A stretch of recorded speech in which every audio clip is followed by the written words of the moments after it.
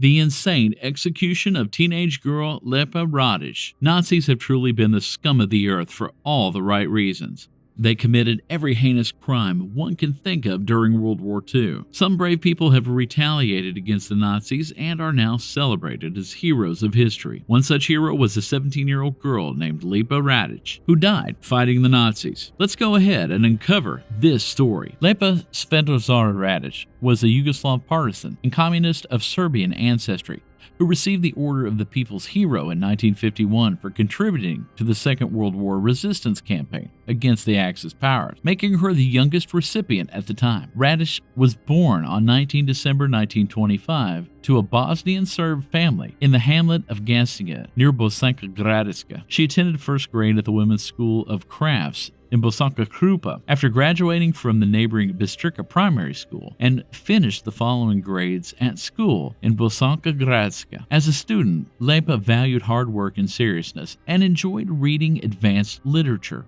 Her main ideas were formed under the strong influence of her uncle, Vladimir Radic, who was active in the labor movement. Beginning as a member of the League of Communist Youth of Yugoslavia, she finally joined the Communist Party of Yugoslavia at the age of 15 in 1941. With the invasion of Yugoslavia on 10 April 1941, the Axis powers founded the independent state of Croatia, encompassing Bosanska Gradska and adjacent districts. The Utes detained Lepa Radic and other family members in November 1941. But with the aid of covert partisan comrades, Lepa and her sister Dara escaped from jail on 23 December 1941. She joined the 7th Partisan Company of the 2nd Krajinski Detachment after escaping. While the Germans had a tight grip on highways and towns, they had little authority over the distant mountainous parts of war-torn Yugoslavia. Serbian resistance troops began to emerge from the ruins of those lofty mountains. This outpouring of anti-Axis sentiment was generally divided into two camps, the Chetniks and the Partisans. Former Yugoslav Army Colonel Dragoljub Mihajlovic,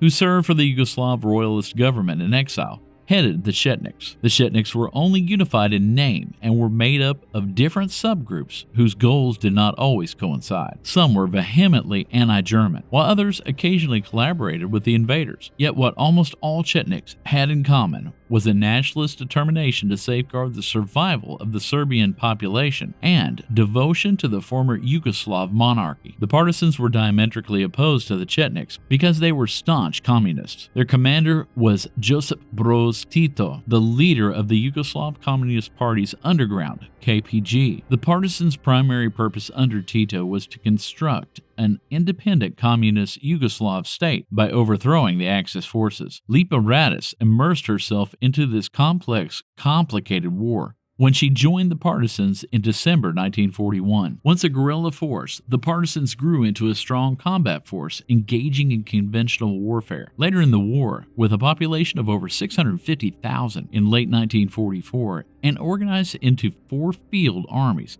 and 52 divisions, the partisans' goals were to liberate Yugoslav's regions from invading armies and establish a federated, multi-ethnic communist state in Yugoslavia. During the Axis invasion of Yugoslavia in April 1941, Tito established the partisans, who launched an intensive guerrilla fight against occupation troops when Germany attacked the Soviet Union in June. In July, a large-scale insurrection was started, which was eventually supported by Draza Mihajlovic's Chetniks, resulting in the establishment of a short-lived Republic of Uzis. In response, the Axis launched a series of offensives, but could not totally defeat the highly mobile partisans and their leadership. Once the degree of Chetnik participation became evident by late 1943, the Allies changed their backing from Mihajlovic to Tito, and the partisans earned official recognition at the Tehran Conference. The Chetniks aimed to preserve the Yugoslav monarchy, ensure the safety of the ethnic Serb communities, to construct a greater Serbia by the ethnic cleansing of the non-Serbs from the lands they deemed legally and historically Serbian. Relations between the two movements were tense from the outset, but eventually devolved into full-fledged combat in October 1941. Tito's pan-ethnic ideas appeared anti-Serbian to the Chetniks, while the Chetniks' royalism was anathema to the communists. Partisan forces were mainly constituted of Serbs in the early stages of the conflict. Names of Muslim and Croat leaders of partisan troops had to be altered during that time period to shield them from their primarily Serb comrades. Conscription of Serbs, Macedonians, and Kosovar Albanians surged considerably following the German withdrawal caused by the Soviet-Bulgarian onslaught in Serbia, North Macedonia, and Kosovo in the fall of 1944. By late 1944, the Partisans' overall strength totaled 650,000 men and women, divided into 4 field armies and 52 divisions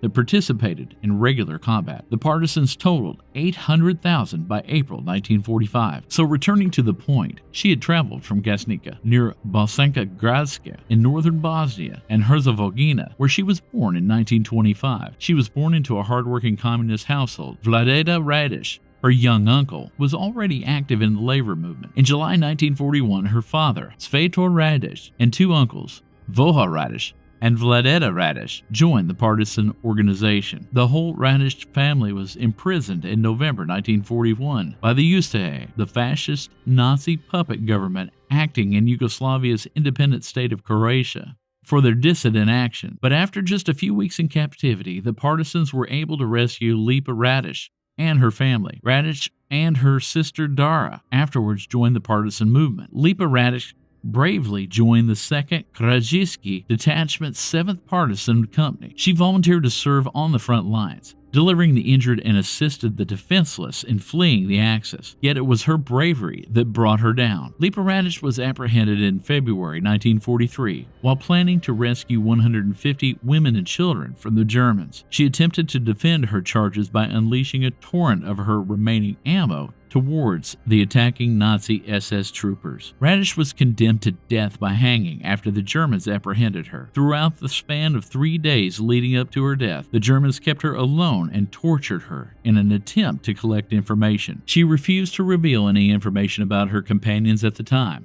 And in the minutes leading up to her death, Lepa Radic was led to a hurriedly erected gallows in front of the people on 8 February 1943. Radic was promised a pardon moments before her execution, providing she divulged the identities of her partisan companions. "I am not a traitor to my people," she said emphatically. "They you are inquiring about will show themselves once they have eliminated all of you evildoers to the last man." She was then executed by hanging. Lepa Radic's legacy, on the other hand, lives on. The execution was dominated in a series of chilling images, and the Yugoslav government posthumously awarded her the Order of the National Hero on 20 December 1951. The Yugoslav partisans conscripted several women. The Yugoslav National Liberation Movement claimed 6 million civilian followers, including 2 million women, who founded the Anti-Fascist Front of Women, or AFC, in which the revolutionary and traditional coexisted. The AFC was in charge of everything from schools to hospitals to local administrations. In Tito's Yugoslav National Liberation Army, around 100,000 women served alongside 600,000 men. It emphasized its commitment to women's rights and gender equality, and drew attention to and legitimized the Partizanka by using imagery of traditional folklore heroines. Women returned to traditional gender roles after the war, although Yugoslavia is exceptional in that historians paid close attention to women's activities in the resistance until the country fell apart in the 1990s. Eventually, the recollection of the female troops disappeared due to the emergence of ethnic nationalism in the late 1980s and early 1990s. The partisan legacy has generated substantial debate and controversy. With the disintegration of Yugoslavia, historical revisionism rendered the movement philosophically incompatible with the post-communist socio-political context. Because of revisionist historiography, the partisans' participation in World War II has been largely disregarded, disparaged, and attacked inside successor governments. Notwithstanding socio-economic changes, commemoration tributes to the partisan battle are still held throughout the former Yugoslavia, with veteran associations, Titoists,